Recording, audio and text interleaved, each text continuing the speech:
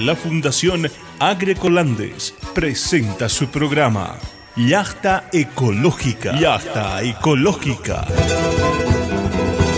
Un programa para intercambiar experiencias y conocimientos sobre el cuidado y uso responsable del agua, la agroecología y sistemas agroforestales, la seguridad alimentaria, nutricional y saludable, y el desarrollo económico local, como componentes fundamentales para lograr el desarrollo sostenible de la agricultura ecológica urbana, periurbana y rural. Ven conmigo, hermano, todos de mano en mano, cantemos unidos, la tierra perdurará. Yachta Ecológica. Yachta Ecológica. Hola amigos y amigas, bienvenidos y bienvenidas. Hoy empezamos un ciclo de 4 programas en torno a un elemento o recurso natural esencial para la vida, el agua. En efecto, el agua es el recurso natural junto al suelo y al aire más importante para la vida. Donde hay agua, hay vida. Hablaremos con profesionales que trabajan en 4 áreas que tienen que ver con la gestión integral de recursos hídricos: la disponibilidad del agua para diferentes usos, la protección y recuperación de áreas de recarga hídrica y fuentes de agua, la gobernanza o forma de organizarnos como sociedad para garantizar su abastecimiento y disponibilidad, y finalmente sobre la importancia de cuidar el agua a todo nivel, desde nuestros hogares hasta su utilización eficiente en la agricultura. Quedan cordialmente invitados a seguirnos todos los viernes por Radio Pío XII Cochabamba, de 4:30 de la tarde a 5 en punto de la tarde. ¡Empecemos! Hoy conversaremos sobre la situación actual de la calidad y cantidad de agua para consumo humano y para riego en el departamento de Cochabamba. Nos acompañarán Tito Villarruel, responsable del programa Conosur de la Fundación Agroecolandes; Fernando Salazar, investigador del Instituto de Estudios Sociales y Económicos de la Universidad Mayor de San Simón. ¿Cuál es la situación del agua en el mundo? En el mundo, apenas el 2,5% del agua es dulce, o sea, muy poco. El resto, 97,5%, es agua salada que se encuentra en los mares y océanos y no sirve para el consumo humano.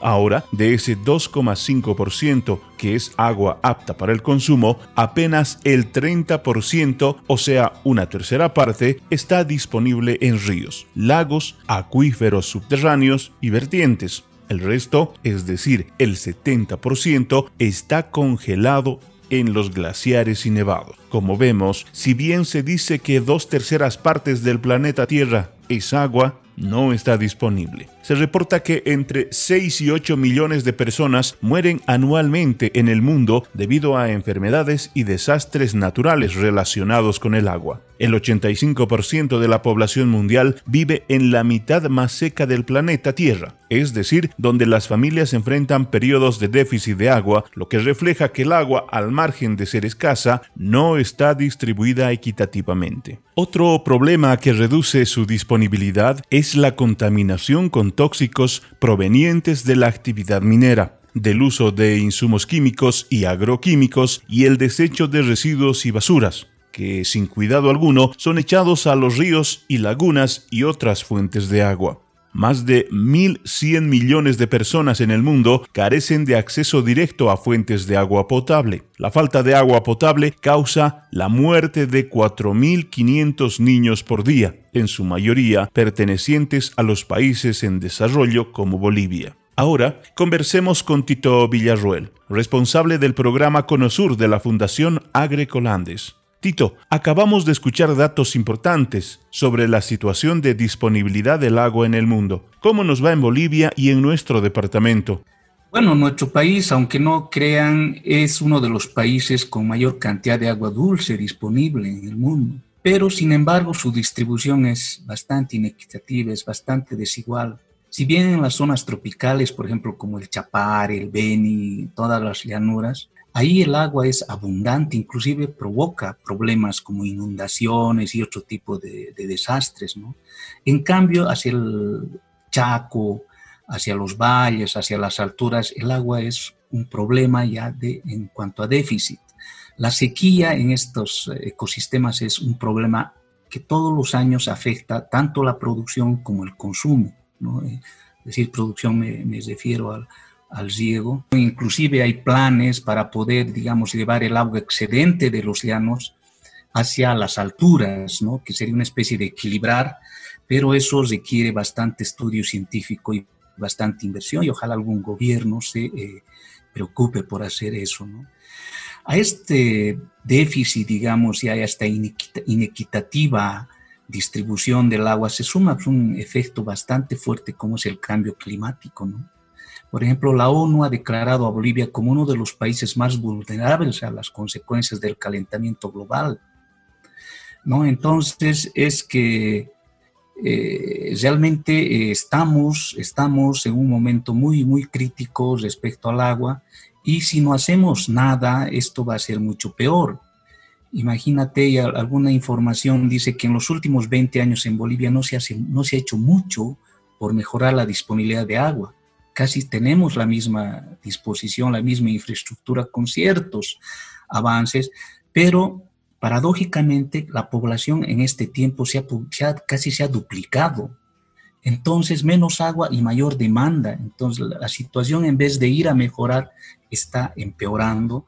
Entonces, según la OMS, por ejemplo, la Organización Mundial de la Salud, por ahora, en este momento, solo el 50% de la población en nuestro país tiene acceso a agua limpia, es decir, agua de consumo. Estudios han demostrado que en nuestro país, por ejemplo, se estima que la demanda de agua potable al final de este siglo, que parece lejano pero es próximo, será aproximadamente 13 veces más de lo que es ahora, ¿no? Es decir, que vamos a tener una demanda 13 veces mayor de la actual, ¿debido a qué? Al crecimiento poblacional. En este mismo contexto, el agua de riego va a ser también 12 veces más de demanda, va a crecer en 12 veces más la demanda de agua para riego, ¿no? Es decir, y una cosa interesante es que el agua de riego utiliza 40 veces más agua que el agua consumo. Es decir, que el agua de riego es la actividad que más agua utiliza. Obviamente tiene es la producción de alimentos que también son necesarios para la subsistencia de los seres humanos. Entonces, con estos datos lo que queremos es llamar a la reflexión, es decir, a la sociedad, a las autoridades, a las organizaciones, que es momento de hacer un uso responsable, un cuidado del agua, cuidar las áreas de recarga hídrica, es decir, empezar ya a ponernos en manos a la obra, digamos. Luego de tener el contexto amplio y también local de la situación del acceso al agua, conversemos con Fernando Salazar, quien nos comentará los resultados de una investigación recientemente concluida sobre la situación de abastecimiento de agua y saneamiento básico en los 48 municipios del departamento de Cochabamba. Esto en el marco del trabajo que realiza con el IES de la Universidad Mayor de San Simón. Recordemos que el departamento de Cochabamba se divide en 5 macrorregiones: región metropolitana, trópico, cono sur, valles y andina. Empecemos entonces, Fernando. ¿Cuál es la situación de la calidad del agua y saneamiento básico en la región metropolitana de Cochabamba? En el caso de la región metropolitana, que abarca los municipios, ¿no?, de Cercado de Cochabamba, de Sacaba, Tiquipaya, Colcapirua, Quillacollo, Vinto y Sipe, en 3 de ellos existen sistemas municipales: en Cochabamba, en Sacaba y en Quillacollo. En ese sentido, los tipos de sistemas de abastecimiento de agua que tenemos son los siguientes, ¿no? Los sistemas comunales basales, que están administrados por las comunidades y por las OTBs principalmente, llegan al 64% de la cobertura territorial. Y solamente el 23% de este territorio es abastecido por los sistemas municipales. En el caso de Cercado Cochabamba es EMAPA, que tiene una cobertura del 26%, ¿no?, territorial. En el caso de Sacaba es EMAPAS, que tiene un 10% de cobertura, y en Quillacollo EMAPAC, una empresa municipal, tiene una cobertura del 7% de su territorio. Fíjense, es absolutamente nada. escasa la presencia municipal en el manejo de las aguas. El 12% de los barrios en la región metropolitana se abastecen con carros cisternas. Esta es la situación de los municipios de la región metropolitana, que tiene cerca a 1,5 millones a 1.800.000 habitantes. Las aguas de alcantarilla son tratadas simplemente en un 47% de aproximadamente 800 litros por segundo que llega a la planta. Solo 400 litros por segundo se trata, y luego estas aguas tratadas se botan al río Rocha, ¿no? Y se mezclan con las aguas no tratadas. Y estas aguas son captadas para la irrigación de todo lo que es la principal cuenca lechera de Cochabamba, ¿no? Entonces se riega con estos forrajes, pero también tallos menores, o lo que llamamos hortalizas, tubérculos y otros. Y ese es el gran peligro. Muy importante, Fernando, tener esta información sobre la situación del agua para consumo humano y también del saneamiento básico. En el caso de la región metropolitana, no contamos con sistemas de tratamiento de las aguas negras, lo cual repercute de forma negativa en la agricultura y mucho más si es ecológica. ¿Y cuál es la situación del cono sur de nuestro departamento? Aprovechamos para enviar un saludo cordial a nuestros oyentes oriundos de los municipios de Totora, Pasorapa y Aiquile, donde la Fundación Agroecolandes actualmente está implementando proyectos. Entramos al cono sur, ¿no? Que tiene una buena, importante cantidad de municipios y población. El sistema de red de cañería llega al 49%. Es una de las regiones, los municipios que más se beneficiaron de los programas, tanto de Cumple como Mi Agua 1-2, Mi Riego 1-2-3, y el 12% por piletas públicas, 62% del cono sur que tienen, digamos, acceso a agua vía cañería. Y es importante este porcentaje. Pero también todos hemos escuchado los momentos de crisis ecológica que pasan estos por sequías. El 28% de las comunidades que dependen 100% de carros cisterna. Los pozos son escasos, solamente el 4% de las comunidades o de los lugares se abastecen por pozos. Y luego la captación de lluvias, de lagunas, de ríos, vertientes, acequias, curichis. El 35% tiene alcantarilla, es decir, las capitales de los municipios. Y parte de las capitales, ni siquiera todo. Ninguno de estos tienen plantas de tratamiento. Hay cámaras sépticas en un 10%, pozos ciego están en la mayoría, el 54%, el 2% usa, digamos, llega a la calle, a la quebrada, al río o al aire libre, como decimos, ¿no? Porque los pozos ciegos se hizo un fuerte programa para que cada vivienda o las viviendas construyan sus pozos ciegos. Entonces, este es el avance que tiene.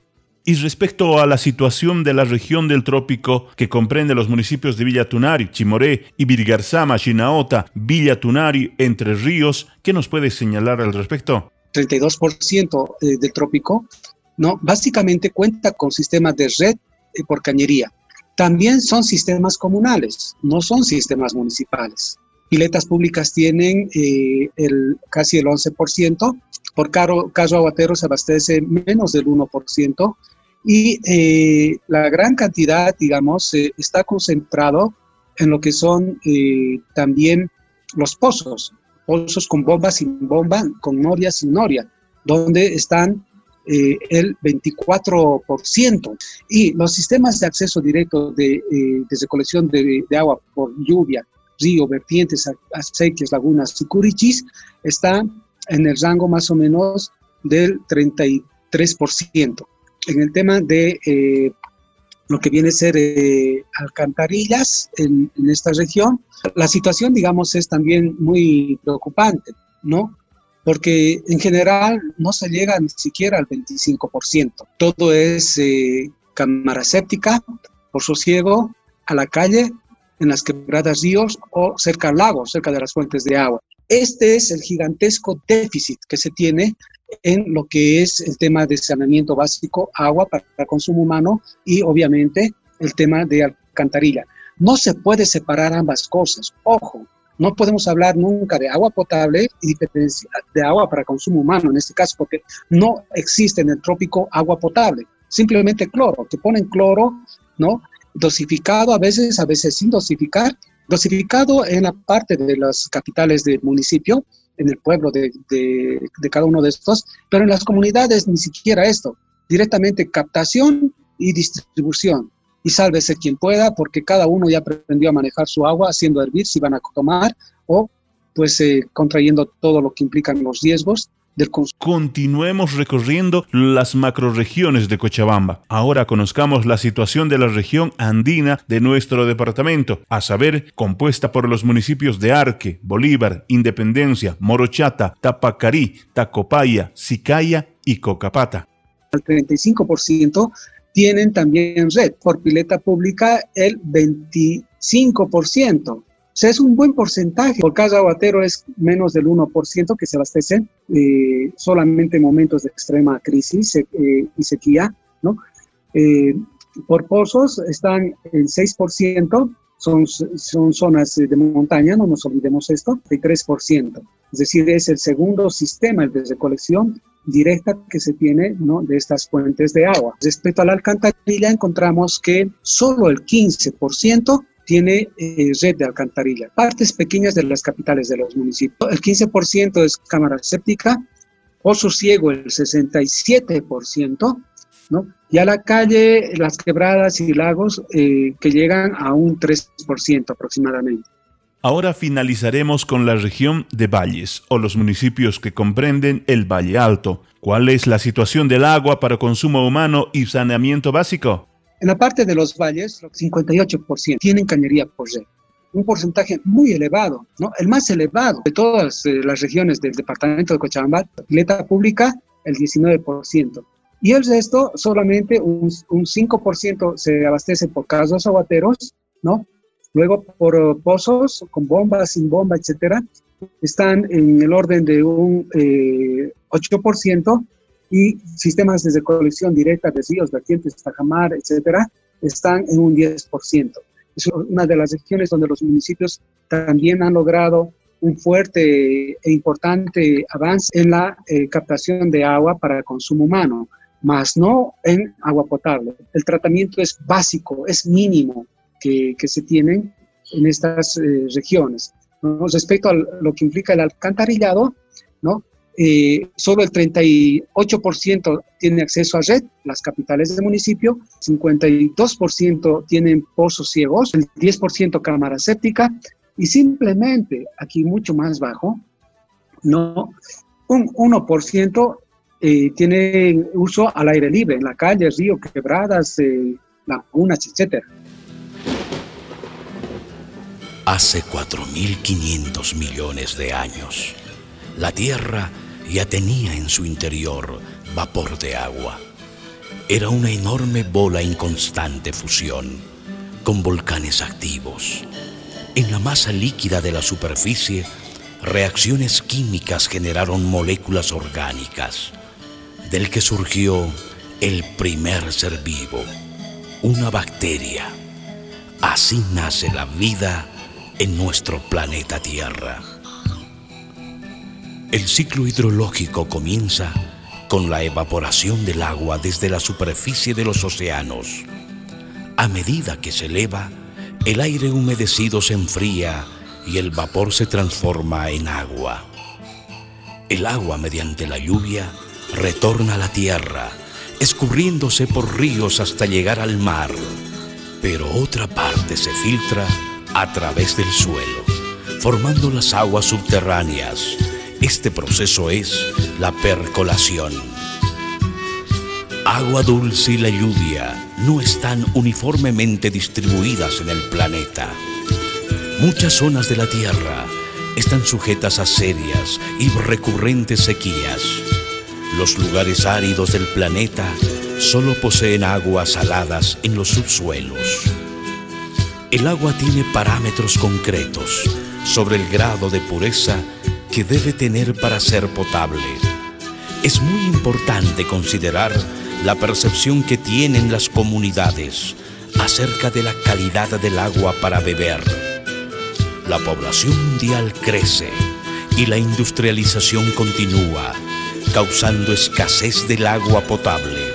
El consumo promedio diario de agua por persona en Europa, 260 litros. En Sudamérica, 60 litros. En África, 10 litros. Estos valores de referencia son alarmantes y contrastantes. El ser humano está extrayendo agua dulce del subsuelo, sin reponerlo. Por tanto, disminuyen los recursos de las aguas subterráneas y las reservas para las futuras generaciones están mermando demasiado. Otro de los factores que influye en la merma del agua es la deforestación, originada por la exportación de maderas, que por cierto traen divisas a los países. 10 países del mundo tienen el poder y la comercialización de los bosques tropicales: Brasil, Colombia, México, Burma, India, Malasia, Tailandia, Indonesia, Nigeria y Zaire. Tenemos que estar conscientes que estos países administran los pulmones naturales de la Tierra. Es muy importante y urgente entender que los bosques tropicales necesitan 100 años para regenerarse. Después de una tala total, ni en 100 años podrán restablecerse como fueron al principio. No olvidemos que la catástrofe sigue amenazando al mundo entero, porque el agua se mermará y en muchos lugares desaparecerán las fuentes de agua dulce, llevando a plantas y animales a un proceso de exterminio y extinción total. Por el mal uso y prácticas irresponsables que le damos, el 40% de los habitantes del mundo actualmente no tienen agua necesaria para el mínimo aseo. Más de 2 millones de personas murieron el año 2000 por enfermedades ligadas al consumo de aguas contaminadas. El agua se contamina por los desechos industriales, por las actividades agropecuarias, aguas servidas de los hogares, la contaminación radioactiva y otros. Si arrojamos basura al agua, traerá consecuencias lamentables. El papel demora entre 3 y 6 meses en degradarse, la tela 1 año, un filtro de cigarrillo o la goma de mascar 5 años, la bolsa de nylon 30 años, el plástico más de 100 años y el vidrio 1.000.000 de años. Las aguas grises y las aguas negras suelen ser peligrosas porque además de solventes y materia orgánica pueden contener venenos, metales pesados, productos químicos tóxicos y microorganismos patógenos capaces de producir enfermedades. El nivel de acidez de las aguas superficiales, pH muy alto, afectará la supervivencia del plancton y de algunos peces sensibles que desaparecerán. Cuando se habla del agua, generalmente suele simplificarse el problema de disponibilidad del agua a la cantidad y no se analiza la calidad del agua. Las aguas contaminadas de las industrias, los desechos químicos tóxicos y todo tipo de basura depositada en los ríos, cuerpos y fuentes de agua están incrementando día a día los niveles de contaminación del agua, haciendo que el volumen para un consumo saludable y seguro sea cada vez menor. Entonces, Fernando, la mayor parte de las fuentes y sistemas de agua, tanto para consumo como para riego, están controladas por las comunidades y OTBs. En síntesis, ¿qué se puede decir de su calidad y del rol de los municipios? Si aplicásemos esta norma acá, quizás el 70% de estas fuentes de agua y de sistemas no deberían utilizar agua, pero no existe otra alternativa, ya que, como dije, ni siquiera en el cercado Cochabamba existe agua potable, ¿no? Este concepto de agua potable es tener agua prácticamente como lo que distribuyen las embotelladoras, estas de la Coca-Cola o la PIR u otras, o estas microempresas que nos venden agua en sifones, ¿no? De 20 litros, que son aguas tratadas, ionizadas, controladas, que harían o deberían hacer posible que de cada fuente de agua uno consuma sin necesidad de hervirlas, cosa que no es posible, porque reitero, en todo lugar y en diferentes periodos del año, periodos de lluvias, etcétera, cuando comienzan las lluvias, hasta tercianas nos salen de las piletas, ¿no? O llega agua de todos los colores, si llueve un poco, si hay nevadas, si por los deshielos, hay fuentes de agua que pueden cubrir las necesidades. Pero también hay déficits de aguas tremendos y al no tener el municipio un control de las fuentes de agua, al no manejar ellos los sistemas de agua, quienes cobran, ¿no? Quienes hacen el manejo de esto son los comités, las asociaciones cooperativas, las juntas de agua, y la tarifa de agua de ellos no excede a 1 boliviano por metro cúbico, es decir, pagan 10 bolivianos en promedio mes. En Cochabamba estamos pagando hasta 280 bolivianos por promedio mes. Finalmente, Fernando, ¿cuáles serían las acciones que debemos realizar para superar los problemas identificados? Se debe dar una protección a las fuentes de agua, declararlos santuarios, porque si no lo lotean, hacen cambio de uso del suelo, el propietario va y destruye, habilita parcelas, roba agua, destruye la fuente de agua y crea todo un conflicto y desabastecimiento y lo privatizan. Y eso lo hacen también las comunidades, y hay que decirlo con toda claridad. Lo segundo es la calidad de agua. Todos deben invertir en esto, municipios y los usuarios.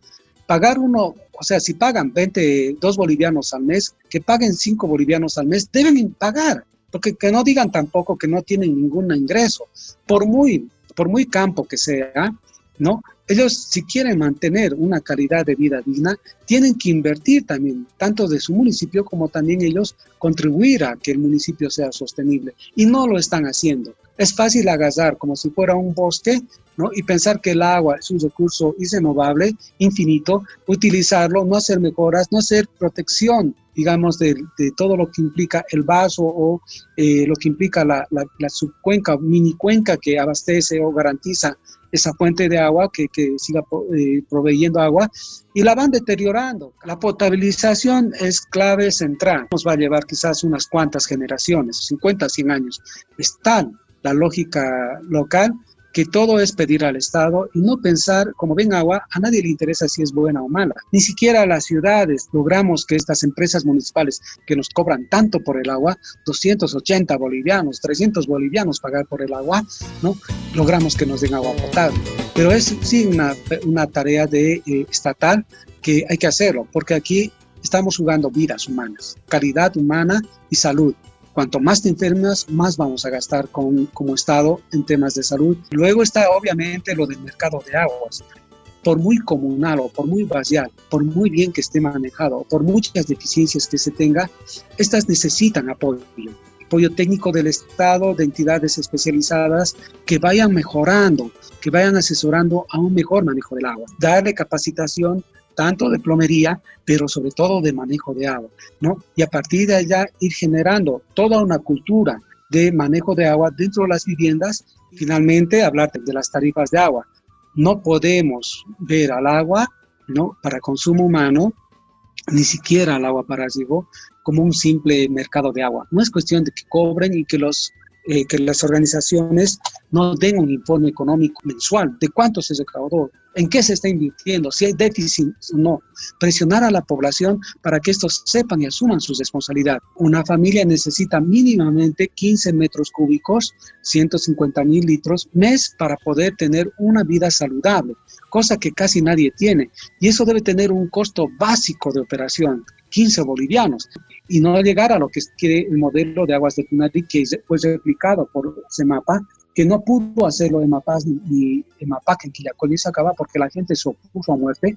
Allá pagan 10 a 15 bolivianos mes también, ¿no? No como nosotros aquí en Cercado, ¿no? Porque la gente se levantó. ¿Por qué mi vecino, la OTB de al lado, o la comunidad de más arriba, que tiene su pozo de agua, que bombea, que paga la electricidad, pagan 10 bolivianos mes? ¿Por qué usted nos quiere cobrar 100 bolivianos o 80 bolivianos? Esa fue, digamos, la cuestionante y válida.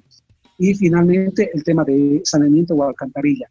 No es usar agua y botar, no es tener pozos sépticos en todo lado y que esos pozos sépticos estén al lado de nuestras fuentes de agua.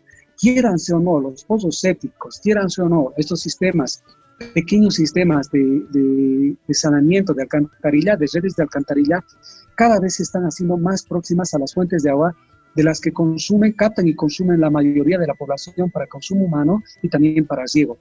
En conclusión, el agua ya no es un recurso infinito y debemos cuidarlo y hacer un uso más responsable, tanto a nivel rural, donde se encuentran una mayoría de las fuentes y cuerpos de agua, y también a nivel de la población urbana, con el consumo eficiente sin desperdiciarla. En el siguiente programa conversaremos sobre acciones concretas de protección de zonas de recarga hídrica que la Fundación Agroecolandes viene realizando en algunos municipios del departamento de Cochabamba. No olviden que pueden escuchar los anteriores programas grabados en nuestro canal de YouTube e iVoox de la Fundación Agroecolandes. Hasta el próximo viernes. La Fundación Agroecolandes presentó su programa Yachta Ecológica. Yachta Ecológica. Con el auspicio y apoyo de Misereor, Solidagro, Bélgica para el Desarrollo, Sosfaim, Pan para el Mundo, Fundación Magnay, Comundo, Agencia Italiana para la Cooperación al Desarrollo, Interteam y Naturfund. Y Radio Pío XII. Ven conmigo, hermano, todos de mano en mano, cantemos unidos, la tierra perdurará. Hasta el próximo encuentro.